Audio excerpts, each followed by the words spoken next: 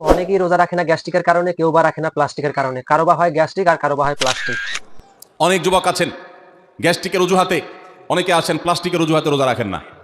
কারো গ্যাস্ট্রিক, কারো প্লাস্টিক। সাহারির নামে একটা নাটক শুরু হয়েছে, সেটার নাম হলো সাহারি পার্টি। সাহারির নামে একটা নতুন নাটক শুরু হয়েছে এই দেশে, সেটার নাম হলো সাহারি পার্টি। মোবাইলে অ্যালার্ম বাজছে কিন্তু শুনেন নাই, উঠে দেখেন ফজরের আজান দিয়ে দিয়েছে। তাহলে এখন আপনার রোজা হবে কি হবে না? বাচ্চা কিন্তু শুনেন নাই, উঠে দেখেন ফজরের আজান হয়ে গেছে। তাহলে ওই দিনের রোজা কি হবে নাকি হবে না?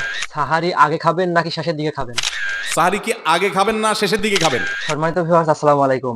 সেহরি খাওয়ার সময় যে আমরা মারাত্মক ভুলটা করি, যে সেহরিটা খেলে আপনার সমস্ত দিন রোজা থাকে কোনো সওয়াব পাবো না, বা আমার সেহরিটি খাওয়ায় বেকার হয়ে যাবে, বা সমস্ত দিন আমরা যদি উপোস থাকি শুধু উপোস থাকাই হয়ে যাবে, এরকম বিষয় নিয়ে কথা বলতেছেন শ্রদ্ধেয় হুজুর শায়েখ আহমদুল্লাহ। তো বেশি কথা না বাড়িয়ে চলুন তার মূল ভিডিওটা দেখে আসি। সাহারি খাওয়া এটা রমজানের একটা আমল। আপনি সারা বছর লাঞ্চ করেন, ডিনার করেন, দুপুরের খানা খান, রাতের খানা খান, সকালে ব্রেকফাস্ট নাস্তা করেন, কিন্তু এর কোনোটা ইবাদত হয় না, এর কারণে আপনি সওয়াব পাবেন না। কিন্তু রমজান মাসে ভোর রাতে ঘুম থেকে উঠে যে আপনি খাবার খাবেন, এই খাবার খাওয়ার জন্য যে উঠলেন এবং খাইলেন, এর কারণে আপনার অ্যাকাউন্টে আপনার আমলনামা আল্লাহ তাআলা সওয়াব জমা করে দিবেন। আপনি রিওয়ার্ড পাবেন, বিনিময় পাবেন। কেন? কারণ নবী করিম সাল্লাল্লাহু আলাইহি সাল্লাম বলেছেন, তাসাহহারু ফাইন্না ফিস সাহুরি বারাকাহ। তোমরা সাহারির খাবার খাবে ভোর রাতে, রোজার মাসে রোজা রাখতে গিয়ে সাহারির খাবার খাবে। কেন? কারণ সাহারির যে খানা, এই খানাতে আল্লাহ তাআলা বরকত রেখেছেন। এই খানা খাইলে তার জন্য আমাদের স্পিরিচুয়াল, আধ্যাত্মিক বিভিন্ন রকমের উপকারিতা আল্লাহ তাআলা এর মধ্যে নিহিত রেখেছেন। এর মধ্যে খাদ্য শক্তি আছে, আমাদের এনার্জি হবে শরীরে, রোজা রাখতে সহজ হবে। এর পাশাপাশি সাহারির খাবারে আলাদা একটা বরকত আছে, শেফা, বহুবিধ উপকারিতা আমাদের শরীরের, আমাদের মনের জন্য আল্লাহ তাআলা রেখেছেন। এই জন্য সাহারি খাওয়াটা আলাদা একটা ইবাদত। যদি আপনার সন্ধ্যা রাত্রে বেশি খাওয়া হয়ে যায়, সাহারিতে খানা খাওয়ার মতো মুড না থাকে, অন্তত এক ঢোক পানি, একটা খেজুর, সামান্য কিছু খেয়ে হলেও আপনি সাহারি খাবেন এবং তাতে আপনি সওয়াব পাবেন। কোনো কারণে যদি সাহারি খেতে না পারেন, রাতে উঠতে পারেন নাই, অ্যালার্ম বাজছে কিন্তু শুনেন নাই, উঠে দেখেন ফজরের আজান হয়ে গেছে, তাহলে ওই দিনের রোজা কি হবে নাকি হবে না? হবে। মাশাআল্লাহ, বগুড়া মানুষ মাসালা জানে, দেখা যায় রোজা হয়ে যাবে ইনশাআল্লাহ। কারণ এই সাহারি খাওয়াটা ফরজও না, ওয়াজিবও না, এটা সুন্নত। সুন্নত ছুটে গেলে ইবাদত হয় না, ব্যাপারটা সেরকম না। সাহারি তো খাবো ঠিক আছে, কিন্তু সেটা শেষ সময়ে খাওয়া, দেরিতে খাওয়া। সাহারি কি আগে খাবেন না শেষের দিকে খাবেন? শেষের দিকে। কেন?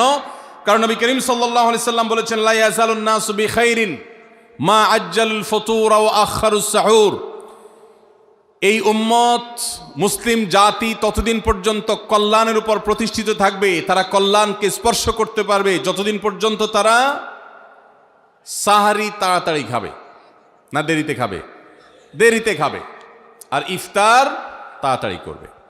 তাহলে সাহারি দেরিতে খাওয়া হলো সুন্নত। আমাদের দেশে গ্রামে অনেক মুরব্বীরা এখনো আছেন, রাত 12টা, 1টা, 2টা বাজে সাহারি খেয়ে শুয়ে থাকেন।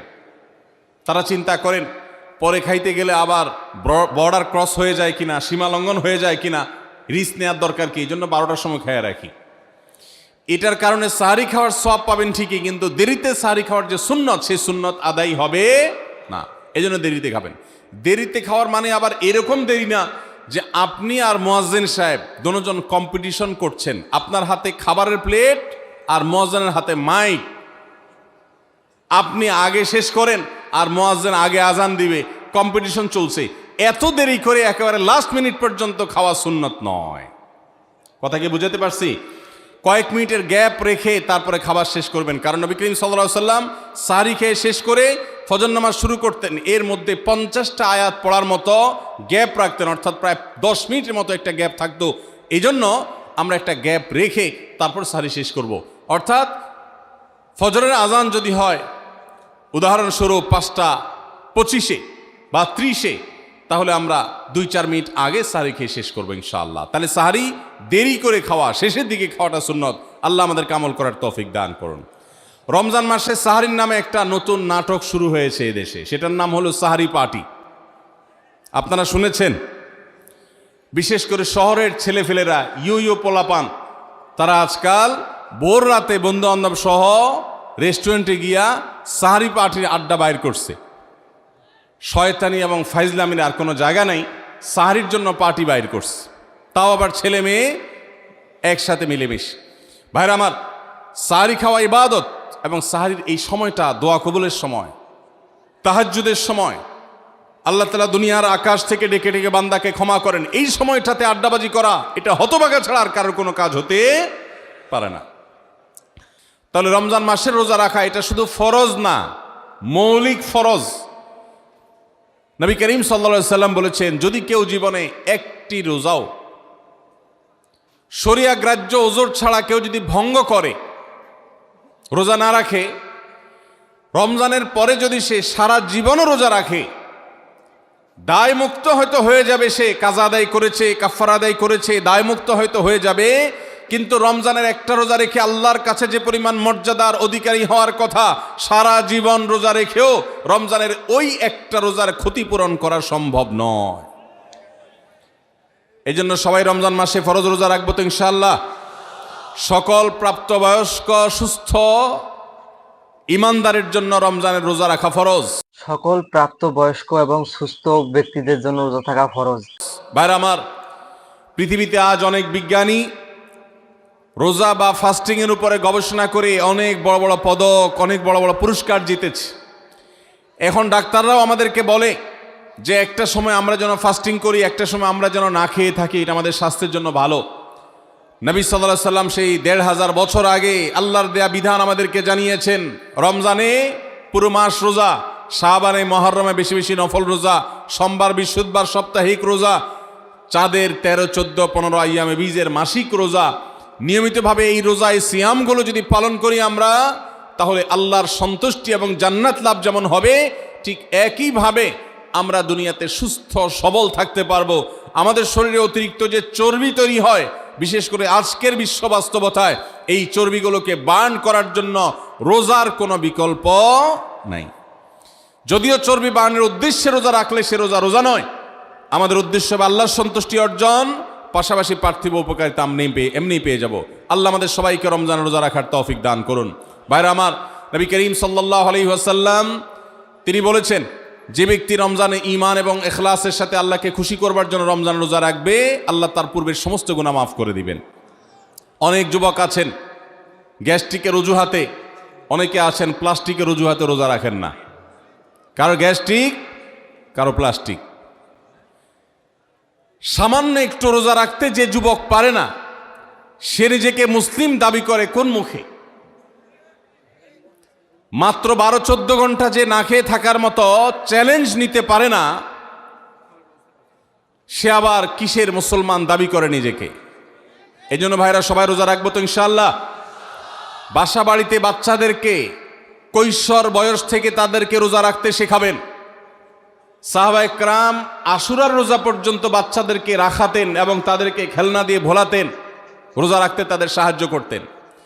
আজ এমন এক প্রজন্ম আমরা গড়ে তুলছি, যেই প্রজন্ম শুধু ভোগ শিখেছে, ত্যাগ শিখে নাই। বাচ্চা কাচ্চাদেরকে দেখবেন মা বাপ বড় বড় মোবাইল, স্মার্টফোন তাদের হাতে তুলে দিচ্ছেন। তারা মুখ দিয়ে কোনো কথা বললেই সেটা নেওয়ার জন্য, কেনার জন্য বাপ মা অস্থির ব্যাকুল হয়ে যাচ্ছেন। তাদেরকে সংগ্রাম, ত্যাগ, চ্যালেঞ্জ নেওয়া, এগুলো তাদেরকে শেখাচ্ছেন না। মনে রাখবেন, ভোগ করতে কোনো যোগ্যতার দরকার হয় না, ত্যাগ করতে যোগ্যতার দরকার হয়। ভোগ করতে সবাই পারে, ত্যাগ করতে সবাই পারে না। এই জন্য সন্তানকে ভোগ নয়, ত্যাগ শেখাতে হবে। আল্লাহ আমাদেরকে তৌফিক দান করুন। আপনার বাচ্চা যদি রোজা রাখা শিখে, শখ করে রোজা রাখে, তাকে বাধা দিবেন না, তাকে রোজা রাখতে দিবেন। কারণ সে রোজা রাখার মধ্য দিয়ে গরিব অভাবী মানুষের কষ্ট অনুভব করবে, ফিল করবে। সে রোজা রাখার মধ্য দিয়ে আল্লাহর নৈকট্যের ফিলিংস তার মধ্যে আসবে, ইসলামী সংস্কৃতিকে সে অনুভব করবে, আঁচ করবে। এই জন্য সন্তানকে কৈশোর বয়স থেকেই, কিশোর বয়স থেকেই তাকে রোজা রাখতে সাহায্য করবেন ইনশাআল্লাহ। ঠিক আছে না ভাই? বাচ্চাদের প্রথম হয়তো রোজা অর্ধেক রাখবে, দুপুরে ভেঙে ফেলবে, এরপর না হয় বিকাল পর্যন্ত রাখবে, এরপর না হয় সন্ধ্যা পর্যন্ত রাখবে, কিন্তু অভ্যাস তাকে গড়ে তুলতে হবে। আল্লাহ আমাদেরকে তৌফিক দান করুন। ভাইরা আমার, তাহলে রমজানের প্রধান আমল রোজা রাখা। এই রোজা ইচ্ছাকৃত শরিয়া গ্রাহ্য ওজর ছাড়া ভাঙা জায়েজ নাই, হারাম। যদি কেউ ভাঙে অথবা না রাখে সে ফাসিক। অতএব এই রোজার চর্চা আমাদের করতে হবে। আল্লাহ আমাদের সবাইকে তৌফিক দান করুন। ভিডিওর মধ্যে যে কিছু মন্তব্যগুলো দেওয়া হলো বা যে বিষয়ে বিশ্লেষণ দেওয়া হলো, এই বিষয়গুলো আপনারা অবশ্যই শুনেছেন। মনোযোগ সহকারে আমল করার চেষ্টা করবেন। কারণ রমজান মাসের আমরা যে ফজিলতগুলো পেয়ে থাকি, এই ফজিলতগুলো কিন্তু সব মাসেই পাওয়া যাবে না বা সব সময়ের জন্য পাওয়া যাবে না। এই জন্য আমরা সব সময়ের জন্য রোজা থাকার বেশি বেশি করে চেষ্টা করব। যদি আমরা সুস্থ থাকি বা সুস্থ দেহের মধ্যে সবসময় ঘোরাফেরা করি এবং সবসময়ের জন্য আমরা সুস্থ পরিবেশে থাকতে পারি বা আমাদের অর্থনৈতিক সবসময়ের জন্য ঠিকঠাক থাকে, তাহলে আমরা রোজা থাকার চেষ্টা করব। আর রোজা থাকা বিষয়টা সবসময়ের জন্য নিজের কাছে ডিপেন্ড করবে। যেমন আপনার সমস্ত মাসের মধ্যে আপনি সবসময় সুস্থ থাকলেন, ঠিক রমজান মাস চলে এসেছে আপনি অসুস্থ হয়ে গেছেন। আপনার গ্যাসের সমস্যা, রোজা থাকতে পারেন না বা বিভিন্ন ধরনের বিভ্রান্তি সৃষ্টিকর কথাগুলো মানুষের সামনে দ্বার প্রান্তে বলে বলে আপনি রোজার কাছ থেকে দূরে থাকতেছেন। মানুষ বলতেছে আবেগের বয়সেতে যে তোমার সময় খারাপ যাচ্ছে বা তোমার পেটে গ্যাস বা রোজা থাকতে পারতেছে না, পেট ব্যথা করতেছে, রোজা না থাকাই বেশি ভালো হবে। আবেগপূর্ণভাবে মানুষ এরকম কথা বলে থাকে। তবে মানুষের কথা দিয়ে কিছু আসবে না। আপনার নিজের কাছে নিজের মনকে জিজ্ঞেস করবেন আপনি রোজা থাকার উপযুক্ত কিনা। এরকম করে আপনি রোজা থাকবেন, তাহলে আপনার রোজাগুলো আদায় হবে এবং আপনি রোজা থাকতে পারবেন। যদি মানুষের কাছে সবকিছু খুলেমেলা বলে মানুষের বিভিন্ন ধরনের আবেগপূর্ণ কথা শুনে যদি রোজা থেকে বিরত থাকেন, তাহলে কিন্তু এটা জবাবদাহি আপনাকে থাকতে হবে। সেও থাকবে, আপনাকেও থাকতে হবে। সে ভুল ব্যাখ্যা করছে আর আপনিও ভুল ব্যাখ্যা করার মাধ্যমে একটা সঠিকটা জেনে নিয়েছেন। এটা কিন্তু সঠিক না, এটা হচ্ছে ভুল। আপনার বলাটাও ভুল, সে যে বলছে সেটাও ভুল। তবে যাই হোক, এই বিষয় থেকে এড়িয়ে থাকবেন। রোজা রাখা যেহেতু আমাদের উপর ফরজ করে দিয়েছে, তো সেহেতু আমাদেরকে রোজা থাকতে হবে বা রোজা আদায় করতে হবে। এখান থেকে আমরা কখনো ছাড় পাবো না। যদি এমন কোনো অসুস্থ হয়ে থাকি যে প- এমন পর্যায়ে চলে গেছি যে আমরা রোজা থাকাটা আমাদের দ্বারায় সমস্যা হচ্ছে বা জীবনহানির সমস্যা হতে পারে, সেরকম অবস্থায় কিন্তু আপনারা রোজা থাকতে পারেন না পারেন এই বিষয়ে বড় বড় উলামা একরামেরা আছে, তাদের কাছ থেকে জেনে নেবেন, নিয়ে সেই বিষয়গুলো মেনটেন্যান্স করার চেষ্টা করবেন। তো এরকম ভিডিওগুলো পেতে অবশ্যই চ্যানেলটিকে সাবস্ক্রাইব করে নেবেন আর ভিডিওটি শেয়ার দিয়ে 10 ভাইকে দেখার সুযোগ করে দিবেন, যেহেতু এখন রমজান মাসে এই বিষয়গুলো জানা একান্ত প্রয়োজন আমাদের। তবে বেশি দূর ভিডিও বাড়াচ্ছি না, আমি ভিডিও এখানে শেষ করতেছি। ভালো থাকবেন, সুস্থ থাকবেন, দেখা হবে বরাবরের মতো পরবর্তী ভিডিওতে। আপনাদের শরীরের সুস্বাস্থ্য কামনা করে বিদায় নিচ্ছি আমি মোহাম্মদ জাকিরুল ইসলাম। এতক্ষণ অব্দি ভিডিওটি দেখার জন্য আপনাদেরকে অসংখ্য ধন্যবাদ।